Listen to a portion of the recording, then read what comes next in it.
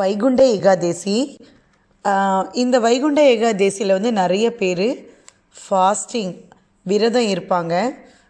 அந்த விரதத்தோடதில் இந்த இரவு டின்னர் டைம் விதவிதமாக இதுக்குன்னு ஸ்பெஷலாக வடநாட்டில் மோஸ்ட்லி சாபுதானா அப்படிங்கிற ஜவ்வரிசி உப்புமா, கிச்சடி அந்த மாதிரி பண்ணி சாப்பிடுவாங்க.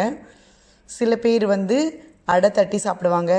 நான் என்னோடய வீட்டில் கோதுமை அடை பண்ணி சாப்பிட்டேன். ரொம்ப சூப்பராக இருந்தது.